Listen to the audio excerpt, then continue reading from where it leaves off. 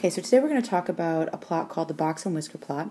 We're also going to talk about the percentile rank of an item in a data set. So it covers AS9, find the percentile rank of an item in a data set, and identify the point values for first, second, and third quartiles.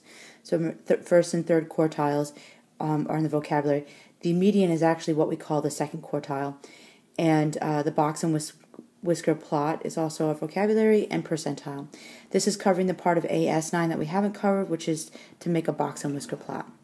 Okay, so first let's start with the data set. This is the height of 20 students in the class that have been recorded. Okay, it's already in ascending order, so from least to greatest.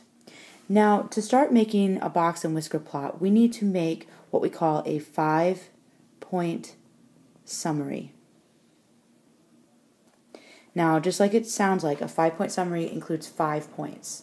Okay, so the 5 points it includes is the least, the smallest number in your data set, or you can call it smallest number,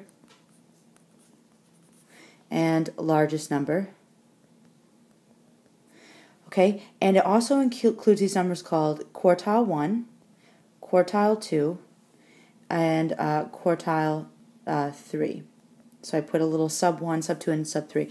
And I've actually listed these in this manner because it's going to go from least to greatest. So the smallest number we can actually pick off right away, that's 53, and the largest number is 73. Okay, and this is another way of sort of organizing your data to see the spread of your data. Now, Q2 is what we also call the median. So we're going to find the median right away.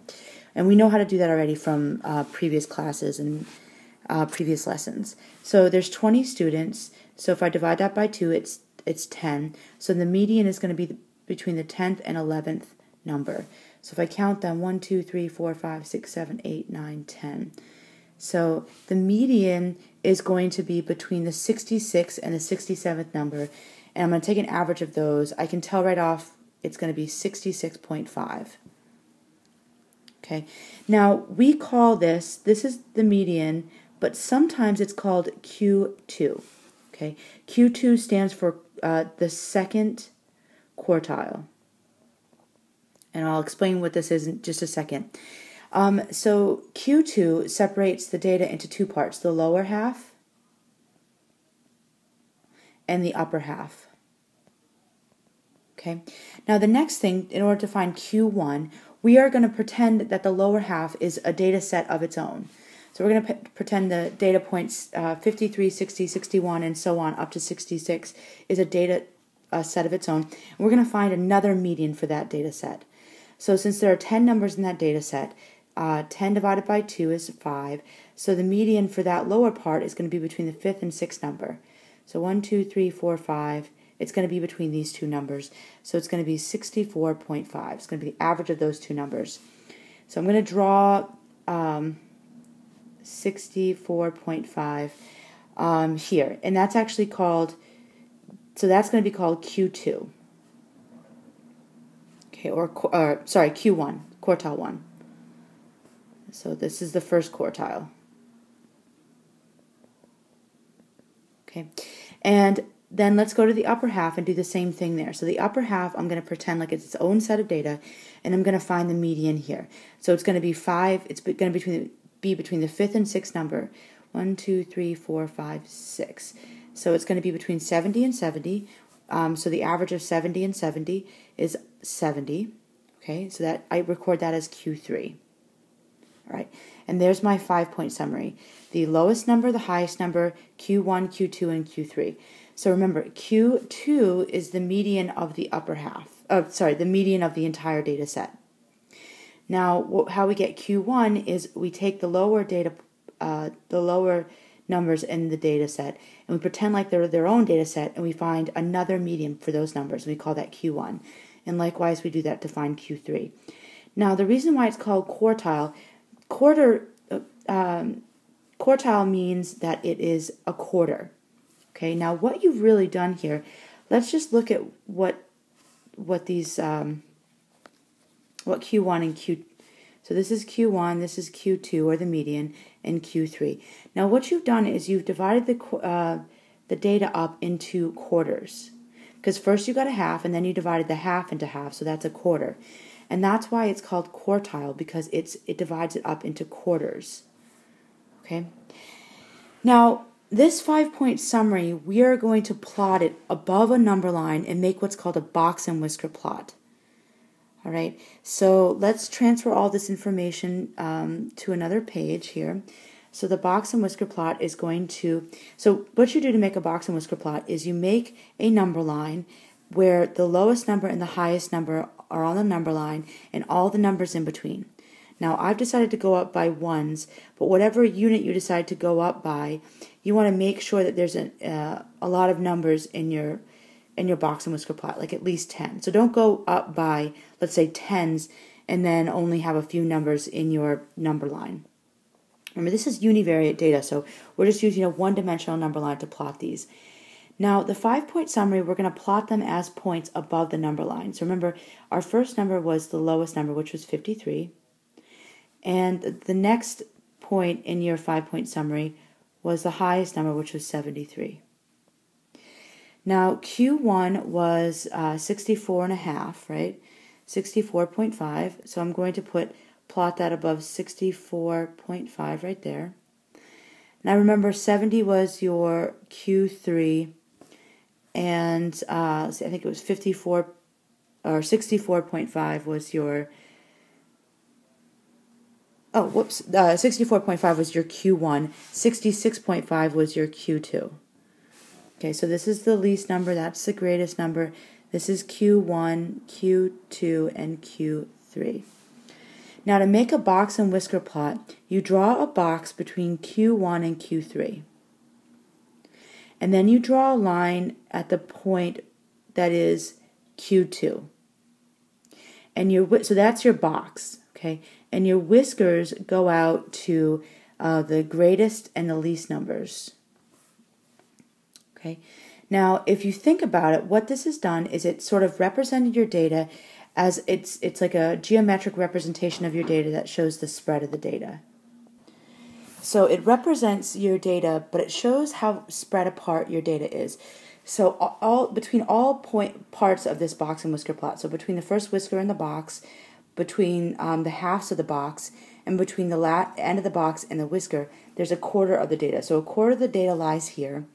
1/4 of the data points lie between there, this end and this end. 1/4 lie between the other half of the box, and 1/4 lie here. Okay.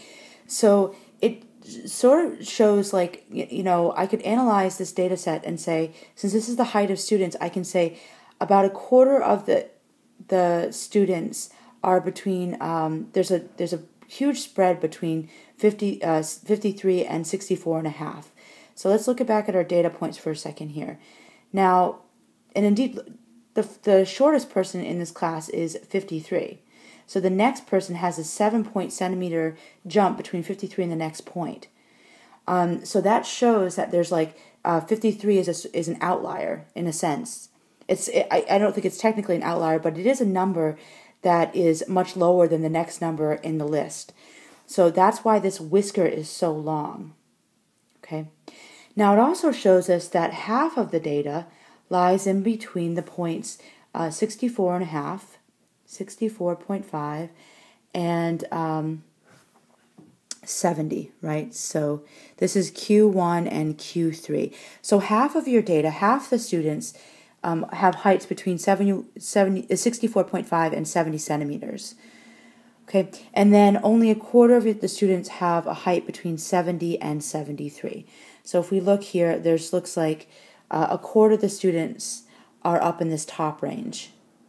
Okay, that's why the whisker is not as long for this top range, because a quarter of the students lie here, but they're more clustered here, as opposed to the one student that was 53 centimeters down here, and the next student up was 60 centimeters. So the data in your lower half, or in your lower quarter, is not clustered as much as in your upper quarter. Okay, so the box and whisker plot right here, and just like with every plot, you want to name the plot. So we can say this is height of 20 students. So height of 20 students. And a lot of times what people will do is they'll actually write the value of Q, they'll write the 5-point summary down here so that you can tell where these points are. So this would be 64.5, this would be 66.5, that would be 70, 73, and 53. So you can also choose to write those numbers. It makes your plot a little clearer. You can choose to write those numbers down here if you'd like, or put another summary below the graph. But you can tell it's easier to interpret your graph if you've written all the numbers. Oh, I've already put 73. Okay, so that's how you make a box and whisker plot. Let's try another time on another set of data. This set of data is not ordered, so the first thing you want to do is go through it and order it. Now, it's kind of a tedious process, so what I do is I just write, I go through the list by site and write down the numbers that I see and cross them out as I go. So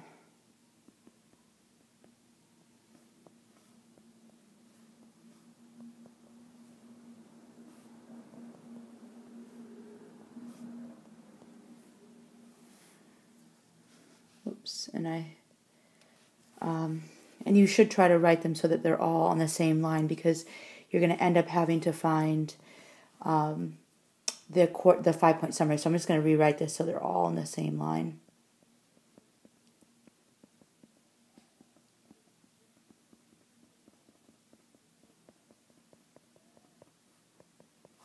Okay, so here I have all these numbers. They're arranged in order. Now I want to make a 5-point summary. So we want the smallest number here. Okay, so the 5-point summary is smallest number, Q1, Q2, Q3, and the largest number. Okay, so the smallest number and the largest number we can pick off right away. Now our data set has 1, 2, 3, 4, 5, 6, 7, 8, 9, 10, 11, 12, 13, 14 points in it. So our median, our first median is going to be between the 7th and the 8th numbers. So it's going to be between 8 and 9. So our Q2 is 8.5. Okay, now we're going to look at the lower half, which has 7 in it, and the upper half, which also has 7 in it. So the number 7 divided by 2 is 3.5. So the fourth number is going to be the median of the lower half. So 1, 2, 3, 4. So 6 is Q1, and 1, 2, 3, 4. 12 is Q3. Okay, now I'm going to take this 5-point summary, and I'm going to plot them. So 2 and, actually I should have gone to 17 on this. So I actually probably should make another graph here, another number line so that it includes the number 17. So if 2 has to be my lowest number here, 17 my highest number, there are 15 points in between those two numbers. So why don't I just go up by 2's? So 2, 4, 6, 8, 10, 12, 14, 16, 18. So let me just go back here. That's going to be 18, so 17 will be there.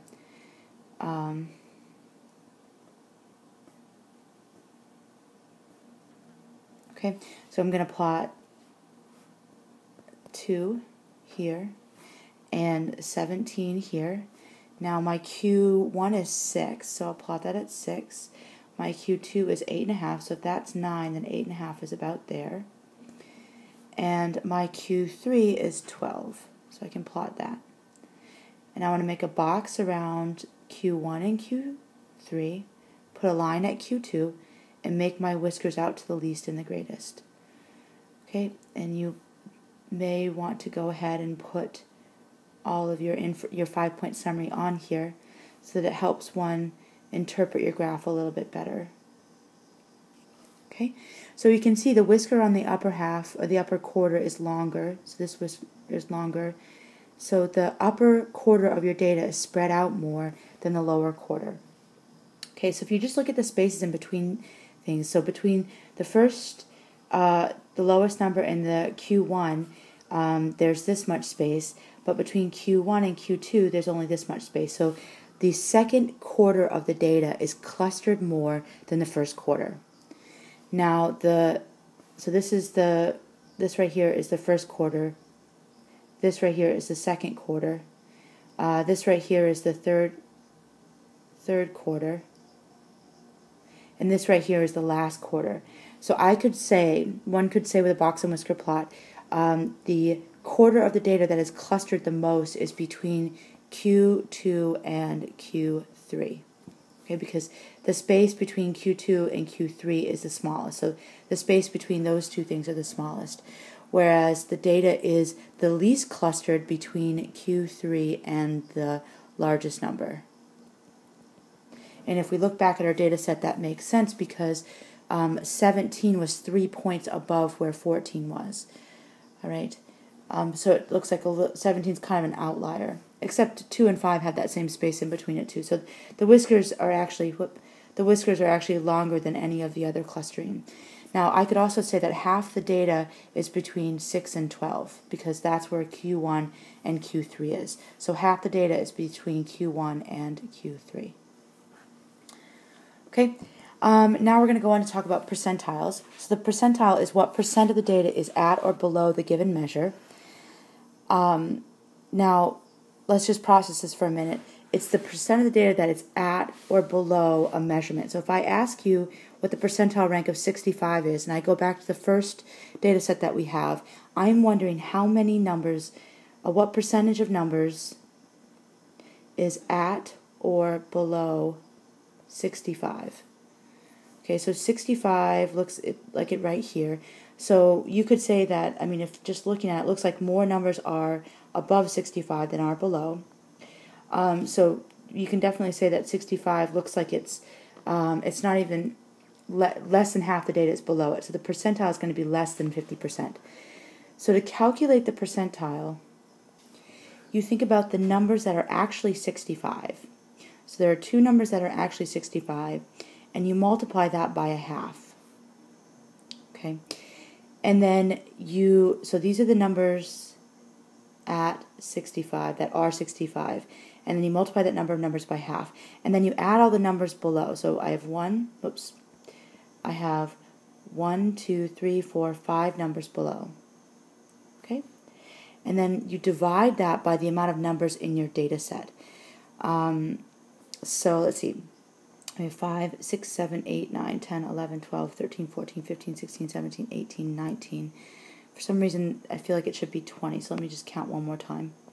Okay, so it is 19, and so I'm going to add, 2 times a half is 1, plus 5 is 6. So I have 6 over 19.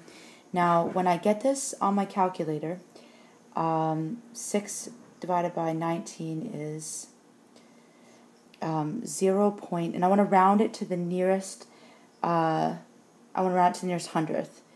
thousandth rather. So I have this on my calculator, approximately. So I'm going to round that to the nearest thousandths. So it's 31.6. Oh, it's 0.316. Now I want to make this into a percentile by multiplying this by, or a percent by multiplying it by 100. So I take this number and I multiply it by 100, and I get 31.6. Okay, and the last step that I do is I want to round it to the nearest percent, which is 32. So I guess at this stage you could have rounded it to the nearest hundredth and gotten 0.32. So what I say is that 65, you conclude that 65 is in the 32nd percentile. Okay, which means 32% of the numbers in the data set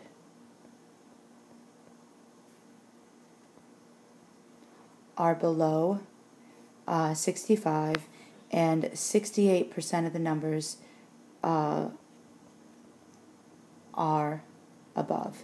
And remember, we did a rough estimate. We said that it should be at least 50% should be above, because it looks like in our data set, 65 occurred here, so it looks like it makes sense that 68% of the data was above. Okay, let's try it another time. So let's find the percentile rate for 69. So the first thing I do is I count the number of numbers that is 69, that's 1, and I multiply that by half. This number never changes. You always want to multiply it by half. Then add all the numbers below 69, so 1, 2, 3, 4, 5, 6, 7, 8, 9, 10, 11, 12, 13. So 13 numbers, and we want to divide that by 19. So we get 13.5 divided by 19, and we want to round that to the nearest hundredth.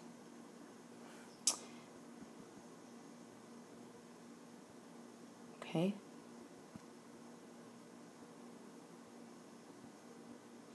So that gets to be 0.71, and then you want to turn that into a percent by multiplying that by 100 to get 71. And what we say is we conclude that 69 is in the 71st percentile. Again, that means that 71% of numbers are below and 29% are above.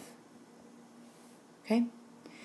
Now, if you had to find the number of, so we looked at a situation where 65 occurred twice in a data set, and then we find the percentile rank of a number that occurred only once.